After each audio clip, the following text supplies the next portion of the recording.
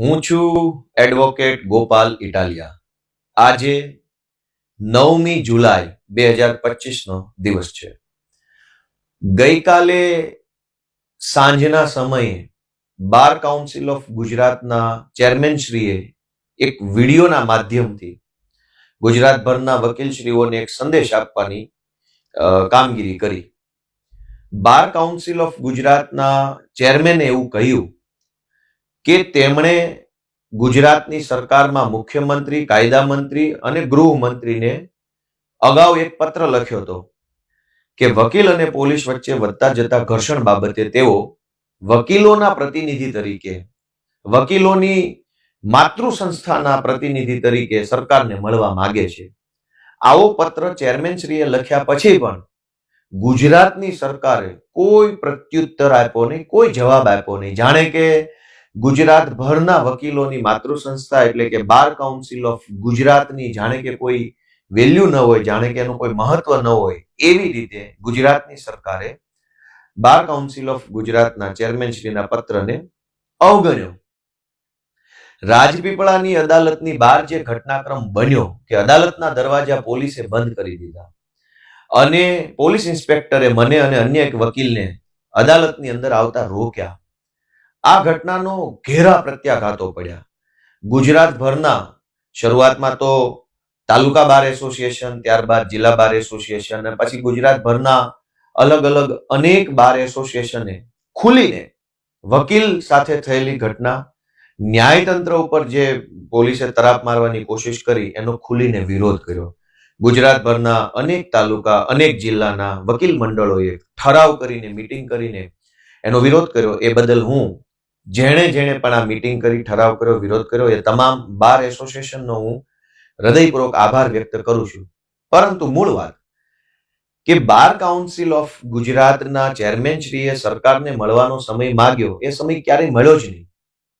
ત્યાર પછી આ રાજપીપળા વાળી ઘટના બની, ફરીથી વકીલ અને પોલીસના ઘર્ષણનો મુદ્દો ચર્ચામાં આવ્યો. ગુજરાતભરના બાર એસોસિએશનોએ સ્ટેન્ડ લીધું. ફરી એક વખત ગુજરાત બાર કાઉન્સિલના ચેરમેનશ્રીએ ફરી સરકારને પત્ર લખ્યો કે હું મળવા માંગુ છું, ઘર્ષણના બનાવ વધતા જાય છે. આ પરિસ્થિતિ શું સૂચવે છે? એક તરફ વકીલ ફ્રેટર્નિટી, વકીલ આલમ વર્ષોથી એવું કહે છે કે વકીલો ઉપર હિંસાના ઘટનાઓ વધી રહી છે, વકીલોને અપમાનિત કરવાની ઘટનાઓ વધી રહી છે. અને મુદ્દો માત્ર વકીલો અને પોલીસ વચ્ચેના ઘર્ષણનો નથી. હું અનેક ગામડાઓમાં ફરું છું, મારા પોતાના અનેક વકીલ મિત્રો છે. ઘણી બધી વખત હું અદાલતોમાં જઈ એમ જ વકીલ મિત્રો સાથે બેસીને ચર્ચા કરતો હોઉં છું.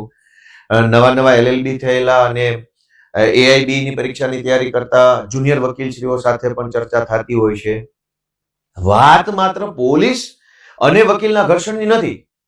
કેટલી વખત એવું જોવામાં આવ્યું છે કે પ્રાંત ઓફિસોમાં, મામલતદાર ઓફિસોમાં, કલેક્ટર ઓફિસોમાં, બીજી અલગ અલગ જગ્યાએ ગ્રાહક સુરક્ષામાં જ્યાં વકીલો જાય છે ત્યાં અનેક જગ્યાએ એવા ઘટનાઓ જોવા મળે છે કે વકીલો સાથે ખરાબ વર્તન કરવામાં આવે છે, વકીલોની અવગણના કરવામાં આવે છે, વકીલોને તુચ્છકારવામાં આવે છે. સરકારી તંત્રના માણસો છે એ વકીલોને જાણે કે આ આવી ગયા એવી માનસિકતાથી એમને ટ્રીટ કરે છે, ઇલ ટ્રીટ. તો એક જ પ્રશ્ન નથી. વકીલો જે છે એને તો આ દેશની આઝાદીમાં યોગદાન આપેલું છે. આ દેશના કાયદા ઘડવામાં મહાન કાયદાશાસ્ત્રી ડોક્ટર બાબા સાહેબ આંબેડકરે યોગદાન આપેલું છે. દેશની આઝાદીના લડવૈયા બેરિસ્ટર મહાત્મા ગાંધી છે. લોખંડી પુરુષ સરદાર વલ્લભભાઈ પટેલ બેરિસ્ટર છે.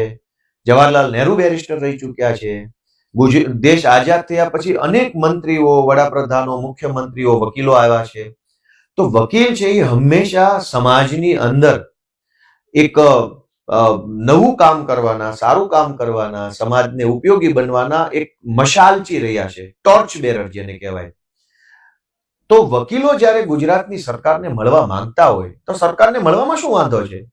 મળીને ચર્ચા થાય, વકીલોની માંગણીઓ સાંભળવામાં આવે, એમાંથી જે વ્યાજબી હોય એના ઉપર કામ ચાલુ થાય. પણ મળવાની જ કોઈ હાય નહીં, નાય નહીં. અને જ્યારે આખા ગુજરાતના વકીલોની માતૃ સંસ્થા બાર કાઉન્સિલ ઓફ ગુજરાત જ્યારે પત્ર લખે, એના ચેરમેન પત્ર લખે અને એનો કોઈ જવાબ ન મળે આખા ગુજરાતમાં, એ તો બહુ મોટી દુર્ભાગ્યની બાબત કહેવાય. કેમ કે વકીલો તો હંમેશા જનતાનો અવાજ બનવાનું કામ કરે છે. ન્યાયતંત્રની અંદર રહીને ન્યાયની પ્રક્રિયાનો હિસ્સો બનીને અન્યાય અટકાવવાનું અને ન્યાય કરાવવાનું કામ વકીલો કરે છે. અને એ જ વકીલો સાથે ગુજરાતમાં અનેક વકીલોની હત્યા થઈ ચૂકી છે. અને અસીલોના અંદરો અંદરના ઝઘડામાં ઘણી વખત સમાધાનની પ્રક્રિયા હોય, ઘણી વખત પતિ પત્નીનો કેસ હોય, ઘણી વખત કોઈ ક્રિમિનલ્સ હોય. જામનગરમાં હત્યા થઈ ગઈ, રાજકોટમાં હત્યા થઈ ગઈ, એ સિવાય વકીલો ઉપર હિંસા કરી લેવાના અનેક ઘટનાઓ બન્યા છે.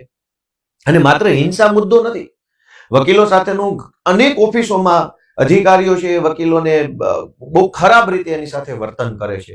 કાલ આવજો, નહીં કરી દઉં, ત્યાં ટેબલ ઉપર કાગળ મૂકીને જતા રહો, જાઓ થાઈ કરી લેજો, નથી કરવાનું, તમે કોર્ટમાં અરજી કરી દો, હું તમારી વાત સાંભળવા નથી માંગતો. ઘણા વકીલો આરટીઆઈ કરે તો એમની ઉપર પણ અલગ પ્રકારના એલિગેશન્સ લગાવવામાં આવે છે.